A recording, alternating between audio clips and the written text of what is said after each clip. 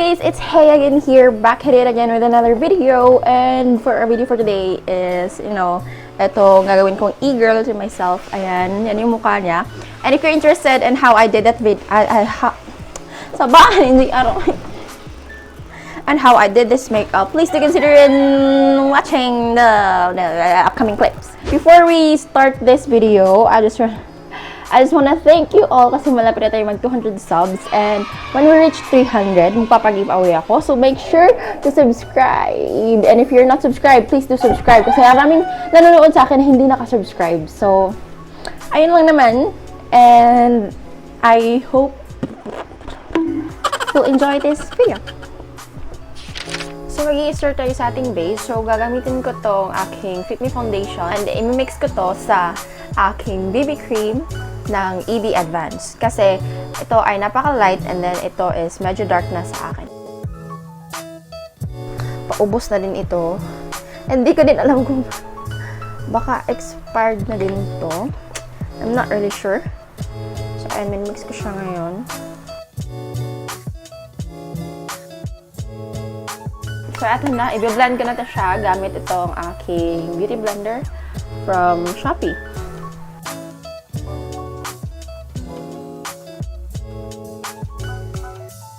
So, next is we will be applying concealer, and I'll be using this same concealer dito sa ating under eyes, nose, sa mga high parts, sa mga dapat na i-highlight na part ng ating face. So, same thing. So guys, first time ko pala itong gagawin itong makeup na to, and I hope na maganda ang kalalabasan.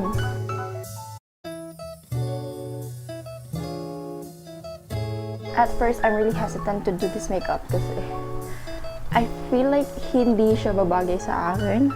Dahil hindi naman ganun kaliit yung mukha ko, hindi din ganun kaliit yung ilong ko.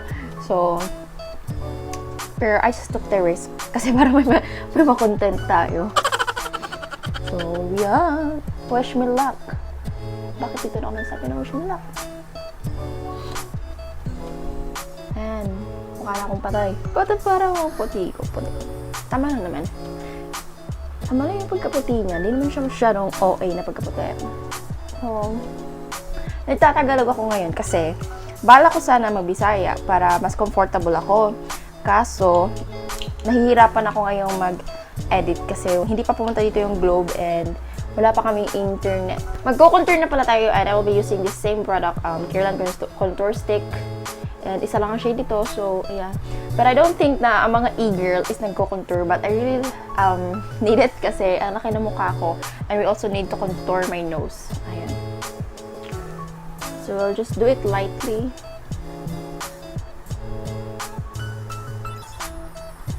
And heavy dito sa ating jawline.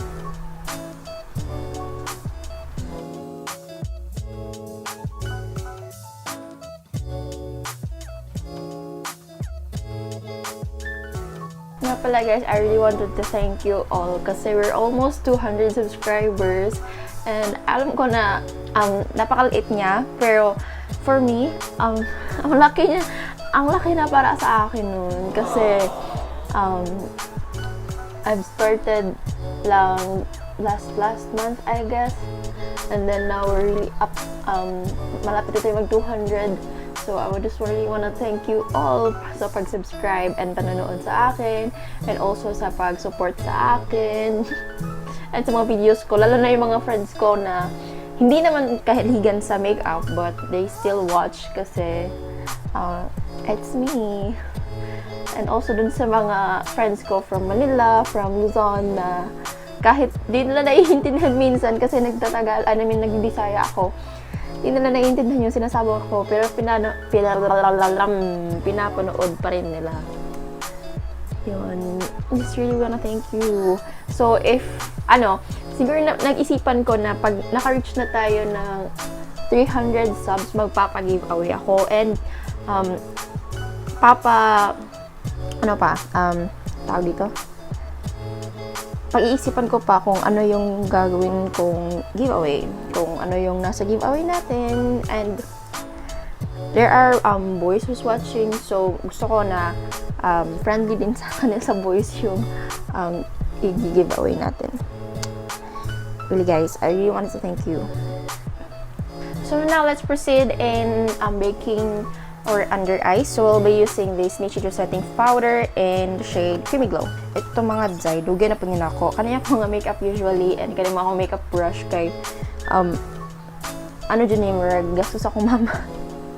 Kay time lagi na kanang nagag-event silang mama sa ilahang company, and need nila mag-makeup. So anak ko nga, ako lang ilang i-makeup, and then wala makay ko gamit, so mo ito nagpapalit ko. Nipalit mo sa Zia, so yeah. And by the way, ako ang nose kay akong buhaton is ano ko diri, like apil ako bake akong nose kay nakita na ko si Bratman Rock nga mao iyang buhaton para kuno mo gamay tan-awan iyang nose. So mo na siya kung gibuhat kay apil na ako siya bake ang kaning sides, and then manam ako kuan din contour. So I hope na it will look lighter now. I mean, it will look smaller.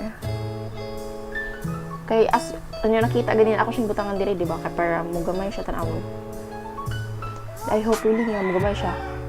Kay, you know, e-girls have cute nose. And we don't have that. So, let's clean this part too.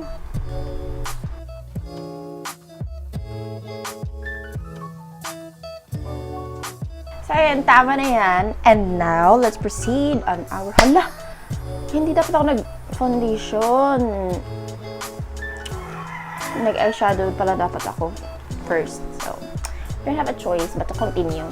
So, let's start here in our brows. So, hindi tayo anong tawag dito? Hindi tayo thick brows ngayon. So, nakapag-ahit na ako ng aking kilay. So, I hope this will help na manipis lang yung kilay natin. I really look awkward with my nose. Okay, so I'm still using this Maybelline. So,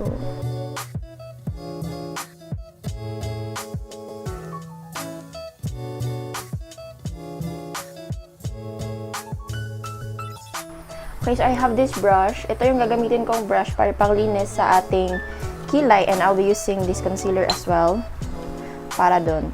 So, kukuha lang tayo ng product, and ayan. Ayan siya. And then, let's clean it. Iba epekto ng clean brows, guys. Ayan. See? Yung difference nito at saka nito. Dito sa kabila, medyo makapal. So now we'll be proceeding here in our eyeshadow. So for our eyeshadow, we'll be using pinks kasi pink yung mga nakikita ko. But you can also use orange ata. Pero for now, we'll be using pink kasi ito yung accessible sa akin. And I have these two Vice Ganda Aura Blush. So this one is itong in the shade Manika. Ayan. And this one is in the shade Winner. So medyo nahit na pa na siya ng mama ko kasi sa mama ko to. So I'll be using this brush and I will apply this all over my lids. So sa e-girl guys, parang monochromatic lang yung look nila. And kung ano yung kulay ng eyelids nila, ganun din yung blush, tsaka ganun din yung lips. Ilalagay ko lang dito yung excess para mag-blend out na lang tayo dito sa baba. I mean, itaas.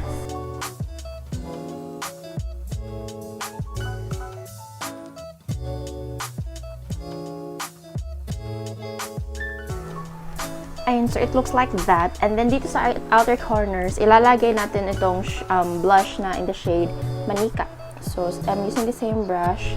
Ayan siya. O, ayan siya. Napaka-pigmented niya. Kaya ito yung ginagamit ko kasi walang pink dito na maganda. Ayan, kung nakikita nyo. Mga light pink lang. And hindi siya pabagay. Ayan siya.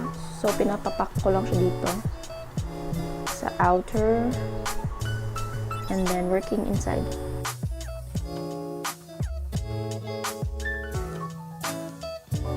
I have another brush, and ito yung gagamitin ko pang blend ng colors. Para hindi na malagdagan yung kulay, and mas ma-blend siya na maigi. So now, I'll be applying pink shades dito sa aking under eye.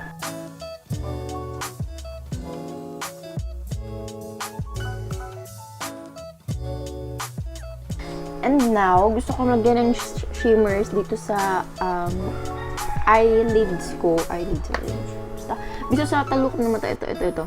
Ito, dyan ko siya ilalagay. And magmimix na ako nitong red and tsaka itong gold.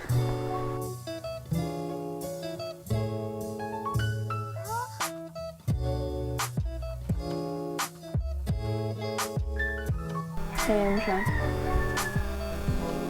Nakita niyo. Ayan siya. And then, now, maglalagay lang ako ng shimmer dito sa aking inner corners. And next, we'll be applying eyeliner, or like wing eyeliner. And then, yung mga, imbis na, di ba, yung makikita na itong mga eyeliner is, yung mga wing is pataas. Pero imbis na doon, parang i-extend lang natin siya. Kasi, may sinasabi na emo girl din daw yung mga e-girls. So, I hope na makakaya pa nito ng ating eyeliner kasi medyo paubos na siya. And I hope hindi ko ito masira yung look.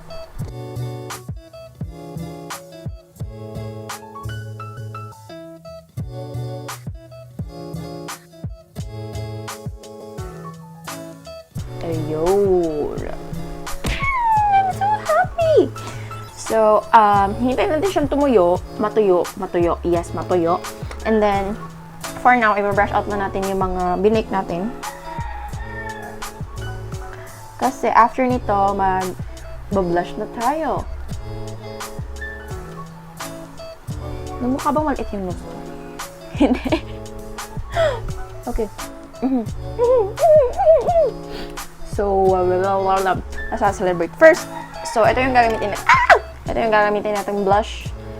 Yung same na ginawa natin for our lids. Teka lang, napakakate. So, yung blush nila is hindi mo siya makikita dito. But makikita mo siya dito sa cheekbones. And napakataas kasi natatouch na nito dapat yung kanilang eyes. I really don't know how will I look after this. Kasi first time ko pa siyang gawin. Pahit ulit, girl. Pahit ulit. Ingin naman ako. I'm so sorry about sa mga manak, guys.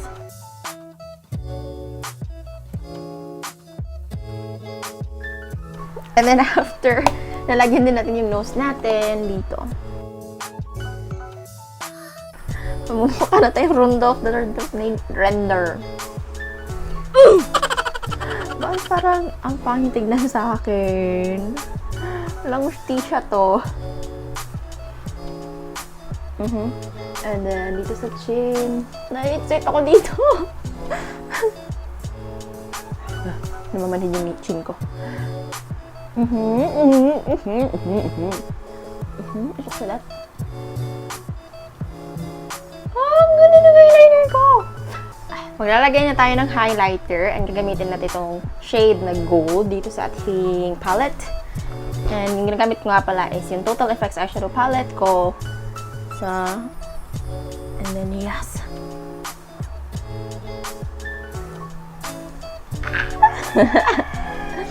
And then, dito kakamayin ko na lang kasi para mas precise yung paglagay natin ng shade.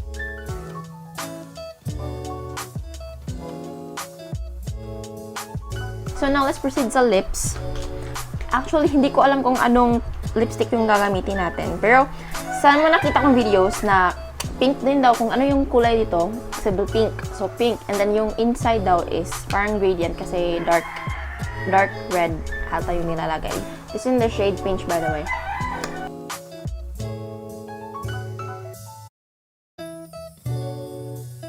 And then, gagamitin ko to Maybelline Sensational Lipstick, Liquid Matte, para dito sa ating inside of our lips. And now, maglalagay na tayo ng false eyelashes. And then, ito lang, same lang yung gagamitin ko kasi medyo bold yung kanilang eyelashes. So, same lashes, ito lang. Same sa ginamit ko sa last video. But, I will make patong. I'll make patong of either this lashes or this one. ito sa Taiwan lashes na to. So, ayun, tapos na din ako maglagay ng lashes and then nag-draw na ako dito ng mga hearts and medyo fail tong dalawang heart na to. Itong tatlo pala, yung tatlong heart na yan kasi parang medyo dry na yung aking eyeliners. And I will be back kapag tapos na ako mag-ayos nito and ito. So, yeah.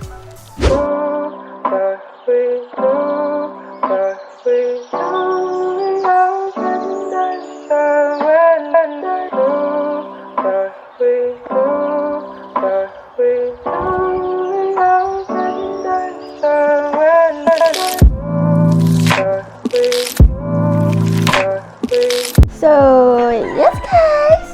So, this is the final look. Yeah.